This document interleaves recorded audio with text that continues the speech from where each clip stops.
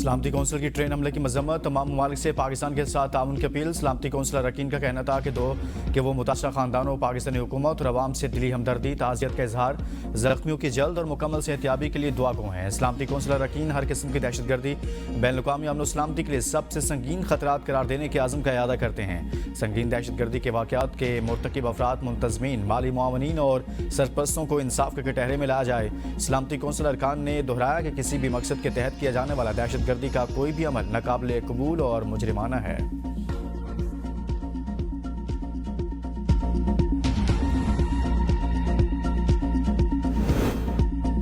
दहशतगर्द वाक़यात का असल sponsored Bharat. Jafar express हमला भारतीय पॉलिसी का तसलसल है। DGISPR लेफ्टिनेंट जनरल अहमद शरीफ की प्रेस ब्रीफिंग। कहा, भारतीय मीडिया ने ट्रेन पर हमले के वाक़े को कारनामे के तौर पर पेश किया।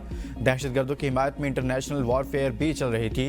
इंटरनेशनल वॉरफेयर को इंडियन मीडिया लीड कर रहा था। अफगानिस्तान में दहशतगर्दों को हर किस्म की जगह मिल रही है। गैर मुल्की जदीद असला पाकिस्तान में कार्रवाइयों के लिए इस्तेमाल हो रहा है।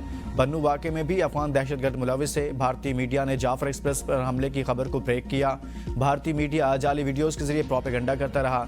जाली वीडियोज़ दिखाकर पाकिस्तान के खिलाफ बयानियाँ बनाने की कोशिश की गई।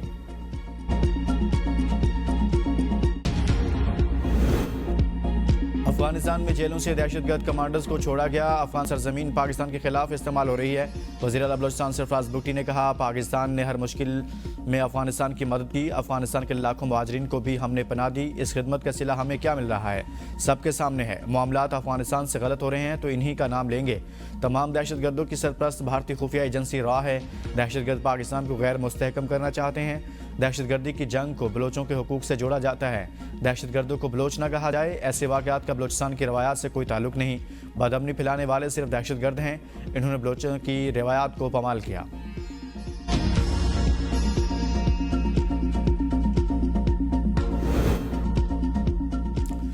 जाफर एक्सप्रेस वाक़या, ऑपोजिशन इत्तेहाद का ऑल पार्टीज कौमी कॉन्फ्रेंस बुलाने का ऐलान। इस्लामाबाद में प्रेस कॉन्फ्रेंस करते हुए बैरिस्टर गौहर ने कहा, सिक्योरिटी फोर्सेज ने APS जैसा सान्या होने से बचा लिया। इनकी कोशिशों का एहतराम करते हैं। वज़ीर आज़म कौम को तकसीम कर रहे हैं। महमूद खान अचकज़ई बोले, हम जहद कॉन्फ्रेंस बुलाकर इज्तिमाई तौर पर ऐसा निज़ाम बनाएं कि हम बर्बादी से निकल आएँ। साहबजादा हामिद रज़ा ने कहा कि हम इस वाक़े पर इंक्वायरी का मुतालबा करते हैं। असद कैसर बोले, वज़ीर आज़म PTI पर इल्ज़ाम लगाते रहे, हालांकि उन्हें जाफर एक्सप्रेस पर जवाब देना चाहिए था। हुकूमत को शर्म होती तो कौम से माफ़ी मांग कर इस्तीफ़ा देते।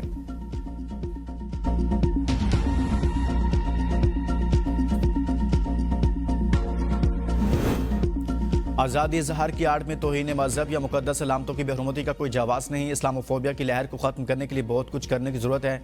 वज़ीर आज़म शहबाज शरीफ का इस्लामोफोबिया से निमटने के लिए आलमी दिन के मौका पर पैगाम। कहा, 3 साल कबल अक़वाम मुत्तहिदा की जनरल असम्बली ने इस दिन को मनाने का तारीख़ी फ़ैसला मंजूर किया। ये दिन दुनिया भर में मुसलमानों को दरपेश चैलेंजेस की संगीनी की एक वाज़ेह याद दहानी है। पाकिस्तान इस्लाम की मोहब्बत और अमन के हकीकी पैगाम को फैलाने के अपने अज़्म पर साबित कदम है।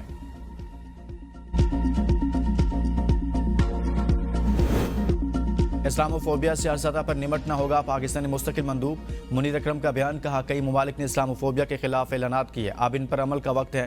पाकिस्तान और OIC इस्लामोफोबिया के खिलाफ सेक्रेटरी जनरल के साथ काम करेंगे। पाकिस्तान ने इस्लामोफोबिया का इशू आलमी सतह पर तस्लीम कराने में कायदाना किरदार अदा किया।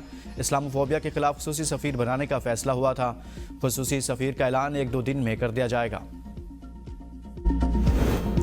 IMF से मुज़ाकरात कामयाब, पाकिस्तान को $2 अरब मिलेंगे। मुआशी और इक़्तिसादी बहाली पर IMF मुतमिन, हुकूमत को ग्रीन सिग्नल दे दिया।